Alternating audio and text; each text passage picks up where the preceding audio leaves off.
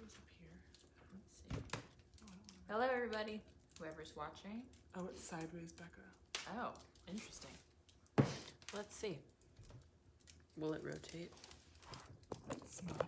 It's landscape on my phone. We're having some technical difficulties right now, trying to figure that out. Trying to get it landscape. If I do that.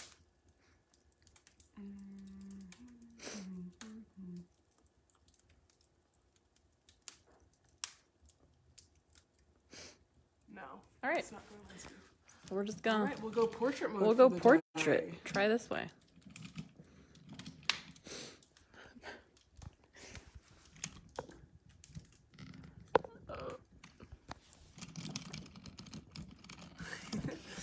Sorry. There we go. There we go. 1 second. We'll get there. All right. Well, we're gonna just be really close to each other. Really close. I'm gonna put this over my There we go. Perfect. All right. Easy, right? Easy. Easy, easy. All right. Hi, everyone. I'm Olivia. I'm Becca.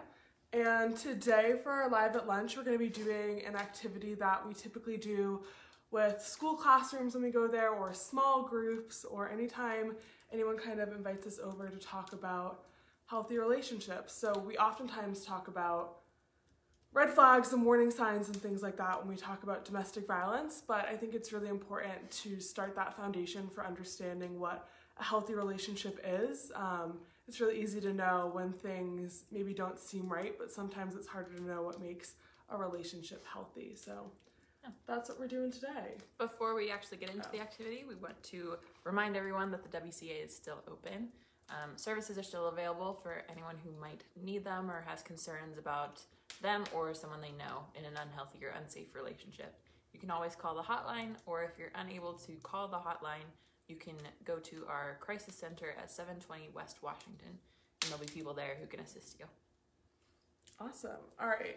So the activity that we're doing today is called our components activity. So we say that there are 10 components to a healthy relationship, recognizing that these 10 aren't the end all and be all of a healthy relationship, but we think that when all of these 10 things are going right and going well, that it can be assumed that the relationship is probably on a good path. So we'll go through them and then we'll get into our little activity. So I'm gonna need You want me to hold this? So our first one that we have today is support. That is component number 1. Respect, fairness, individuality, acceptance, trust, and usually along with trust we'll say honesty, equality, communication, mutual space, and safety. And we're talking about 2 types of safety when we say safety. So there's mental, emotional safety, and then physical safety as well. So it's really important to think about those 2. Yeah, and I think whenever we first started doing these activities, whenever I started seeing these activities in school and coming with you, I think I assumed that the 7th and 8th graders would kind of only think about physical safety when you said safety, but they really seem to get like right off the bat that it's mental and emotional also, which is pretty cool. Yeah. So the coolest part about this activity, I think, is so we'll have these up around a room when we go to the classroom, and the kids get up and they will walk to, so we'll say, okay, everyone, now I'm going to ask you to stand up and walk under the component that you value the most in a relationship with a parent or guardian. And so they have to get up and it's kind of interactive, and you watch them kind of look at them all and think through in their mind where they want to go.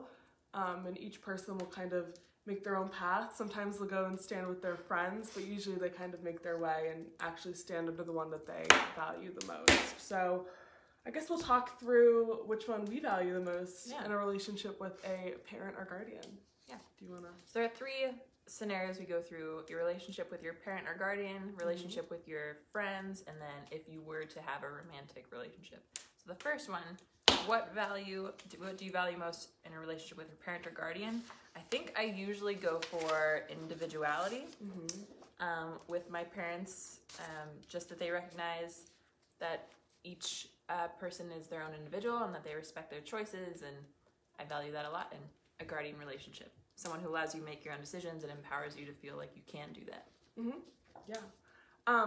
What I usually stand under for what I value most in a parent-guardian relationship is safety, recognizing that not everyone has a safe home to go back to, and I really value being able to be emotionally vulnerable with my parents and have those conversations that might seem scary and know that they're not gonna be like repercussions for being vulnerable in that way with them. So I really appreciate that safety. Yeah. All right, so the next scenario, when we ask people to get up and move around under the component that they value the most in a relationship with their closest friends. And when we do this as well, sometimes they'll be like, oh, we can't choose, it's so hard to choose, what do we pick? And we'll say, picking one doesn't mean that you don't value the others. It's just the one that you think is the most important. It's really fun, too, to see what they all say, because we'll go around and we'll make them each speak for each component, and it's really interesting to see what they come up with and their own thoughts on why it's important to have that in a healthy relationship. Yeah. A lot of the students, they end up making the connections that, like, well, you can't have open communication without trust. You can't have this without the other thing. So they get the sense that all these components are really interrelated, and that ends up being a pretty big takeaway from the whole activity is that these are all need to be present in a healthy relationship. Yeah, that's really cool. All right, so next one, the component that you value the most in a relationship with your closest friend. Do you want to go first? Sure. Like trying to flip through. I think with my closest friends, I usually say that I value acceptance, which is pretty hand in hand with individuality. But I think with my friends, I have friends who are completely different from each other. We don't really share the same interests a lot of the times, or even communicating in completely different ways, but just accepting those things about each person. I really value friends who bring a different perspective and different interests and who can introduce me to new things, and I like that a lot. I usually go for support. It's a little on top here. So in a relationship with my closest friends, I really appreciate that they support me in the decisions that I make. They know that they're all my choice, and even though they might differ from things that they would choose, like moving across the country to Boise, they still support those decisions, and I really appreciate that, and it means a lot to me to have that from them. Yeah. I feel like support, this also goes hand in hand with we did the break the cycle yesterday, and one of the things about supporting your friends is if they end up disclosing to you that they're in a unhealthy relationship, maintaining support, depending on whatever decision that they make is really important. So just to bring that up. Yeah. And another one that comes up a lot, so we'll go to middle school and high school classrooms, and trust is a really big thing for them right now, and loyalty always comes up. And during the friendship discussion, we'll ask the people standing under trust, like, do you have any friends that you don't fully trust? And everyone's hand goes up because we all have friends that we don't fully trust, and recognizing that that's totally okay to have the people that you're really comfortable hanging out with and having fun with, and not right now, but going to the movies or going to the mall or when non-pandemic times. But then you can have the people that you feel comfortable disclosing, like your feelings and your secrets to, and things that you need to talk about. So it's totally okay to have those different levels of trust with different friends. Yeah. Cool. All right, and then the last one that we'll talk through with the students is, if you were to be in a relationship, recognizing that not all youth are in relationships right now, maybe sometime down the line, which of these would you value the most with a romantic or dating partner? Gosh, I have to look through these again. I feel like you got yours. Do you want to go? And then I'll think. Oh, sure, yeah. All right, so mine is always equality. I think that's really important in a romantic or dating partner relationship for myself. We always bring up the phrase, who wears the pants in the relationship, and talk about the implications of that. So the students will make the connection, oh, if someone wears the pants, that means they're in charge. If someone is in charge, that means that they have more power in that relationship. And the definition of domestic abuse is when one partner has more power and control or tries to exert power and control over another. So for me, equality is really important, to know that one person doesn't have more power or more say in that relationship than my own voice. And the one I chose is mutual space. Yeah. And before we go through, before we go through these components with the students, we always make sure that everyone has an understanding of what the definition of these things are. So mutual space, they usually get the idea that it's each of you has your own space. You don't always have to be together all the time. And I really value that in a romantic partner relationship. Just having my own time, having my own place to be myself and not constantly feeling like I have to be with the other person. Yeah. Awesome. Yeah. So going through these, we usually get a lot of really interesting discussion from the youth, and it's really cool to hear them. It's mostly them speaking. We don't say much. We just kind of go through and ask. And I think for them to hear from one another what they value the most from their friendships and from their parents and from their dating or romantic partner relationships is really powerful, to hear it from peers rather than adults coming in and just telling them what makes a healthy relationship. So I think that's been one of the biggest things that I've seen come out of this activity. Yeah. I don't know if you've noticed this either, but in the romantic or dating partner relationship one, it seems like a lot of them go to either communication or trust, which is interesting. I don't know what that means. They always say communication is key. Yeah. And then we'll talk through, okay, communication is key, but what kind of communication? And what does healthy communication look like for you? And what does unhealthy communication look like? And they'll really start to think through, okay, unhealthy communication, that's yelling, that's, standing up, that's not actively listening. These are some of the phrases that they'll bring up. And we'll say, okay, so you know what it isn't supposed to look like, but what should it look like? And listening to them talk through, how they want people to be able to be calm and be able to step away when they're feeling their emotions rise up and take a minute to collect so that they can have a calm and comfortable conversation is really cool. Yeah. I think one of the interesting questions that you bring up to them is arguing healthy communication? Can you argue with someone? And some students will say, no, arguments are bad, and other people will say, no, they're okay. But knowing how to argue with someone and disagree and still be respectful and be able to communicate in that way, I think it's really important for them to be able to differentiate the difference between being verbally abusive and being able to have an argument with someone or a debate or a discussion. Yeah, because we're never going to agree with another 100% of the time, always. And that's something that comes up. I'll say, are you always going to agree with your partner all of the time? And they'll be like, oh, no, I won't. And then, okay, so when you don't agree, what are you going to do and how are you going to handle that in a way that, like you said, is respectful and calm? It's really cool to listen to them say that. Yeah. What else comes up?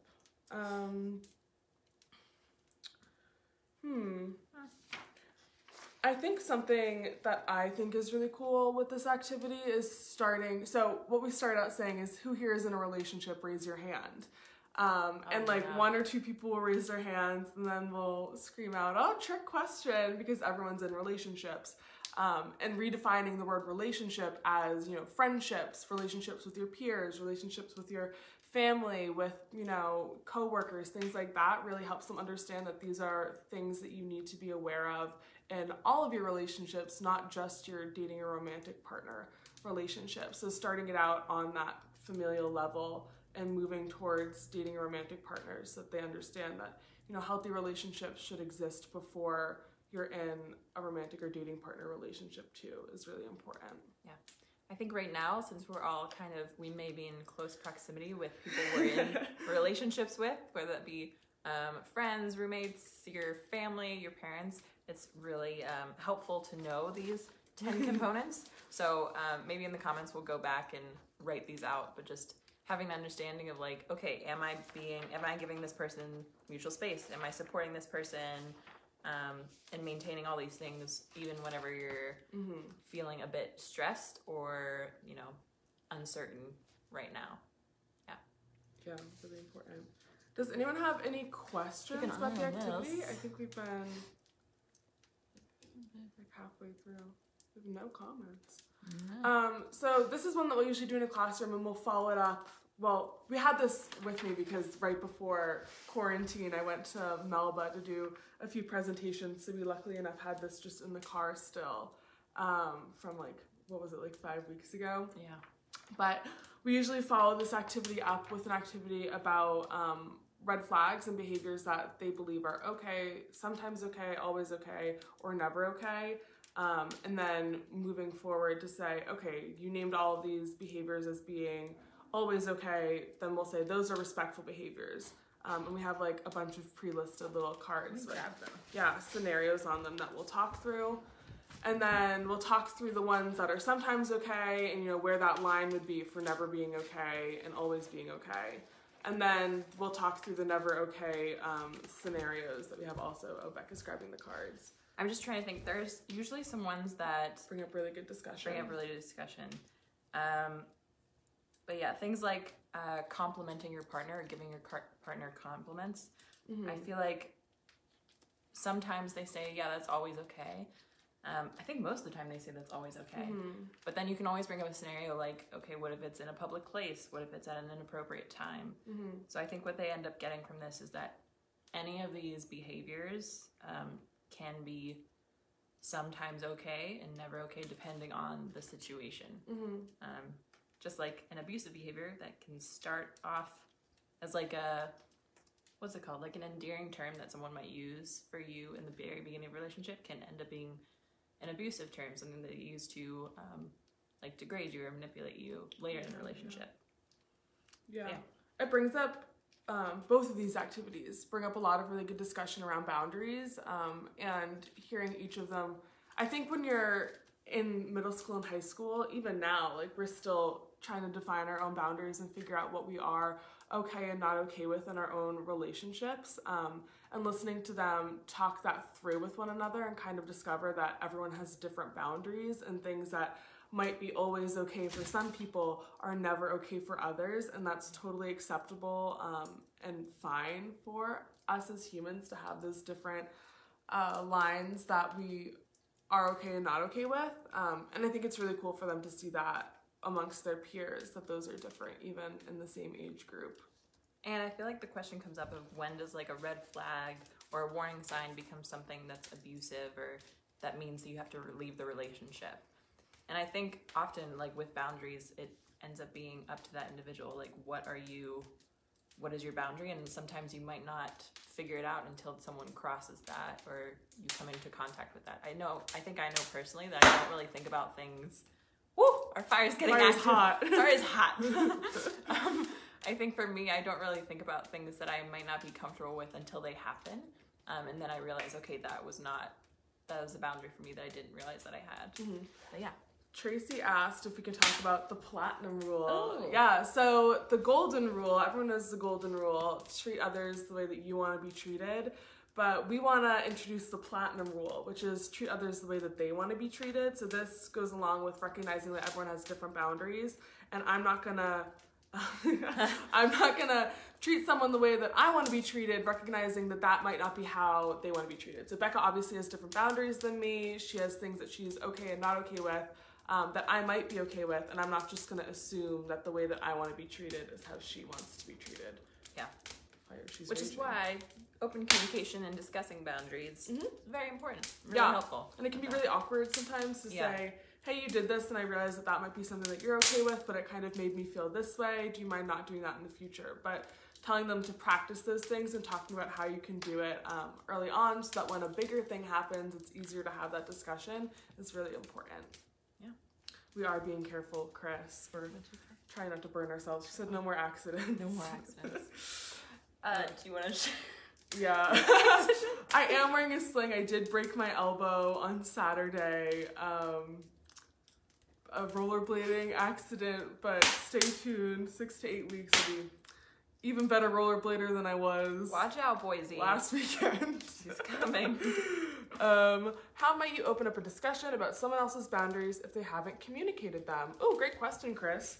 I think asking questions is really important and saying, hey, when I did this, how did that make you feel? And kind of letting them know that you're okay to have that discussion and open that up.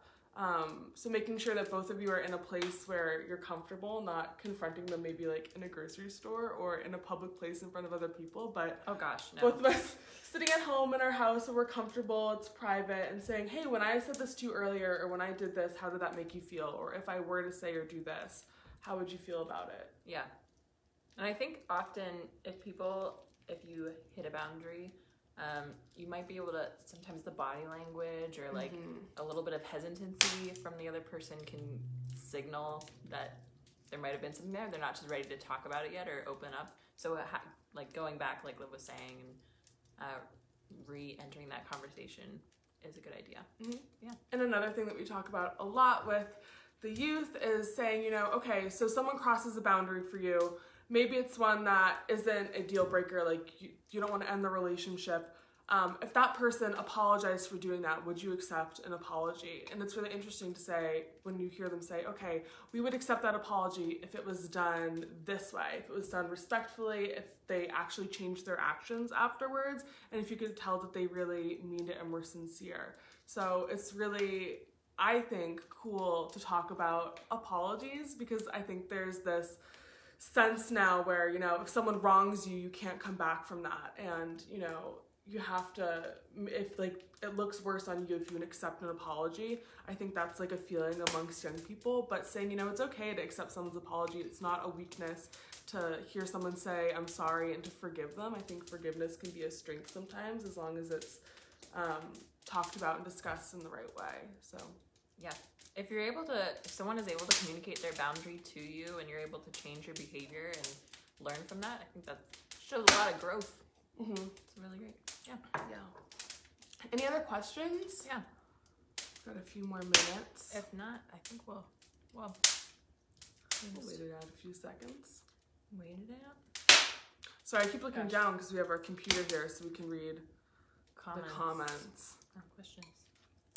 Comments and questions. If not, we will be here on Wednesday. Yeah. Wednesday is Denim Day, so join us for another Live at Lunch where we'll somehow put on jeans and some denim to represent. It'll probably be my first time in jeans in a long while. A great long while.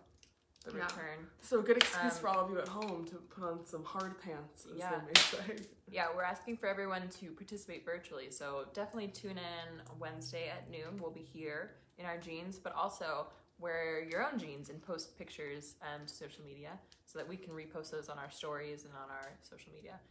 But if you do post pictures, use the hashtag sexual assault never your fault, or denim day, or hashtag WCA Boise. That'll help us find the images whenever we search. Yeah.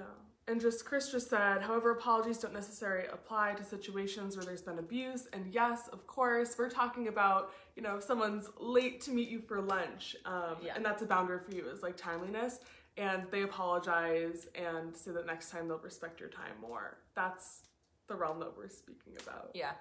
Glad that Chris brought that up, because we know that apologies, if you're in an abusive relationship, they can be part of that cycle of violence and part of that apology phase, and kind of profusely saying, I'm sorry and I didn't mean it, I'll change, and not really actually making action, which is why the actions of changing and making a sustainable change is what we're talking about here.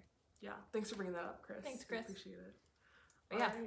Right. Also, when I plug, we're also doing Take Back the Night. Yes. So Denim Day Wednesday, Take Back the Night is Thursday. Take Back the Night is a national global foundation about raising awareness against sexual assault and prevention and consent and all that. So 7 p.m. we'll be going live Thursday. So lots of ways to stay involved with us over this week as we end Sexual Assault Awareness Month. Yeah. Well, thanks for joining us today. I hope you liked this little insight into what the prevention team and outreach team are doing when we go to schools in the Treasure Valley and beyond. We'll see you guys on Wednesday. See you Wednesday in your jeans. Yeah, in your denim. Have a good week.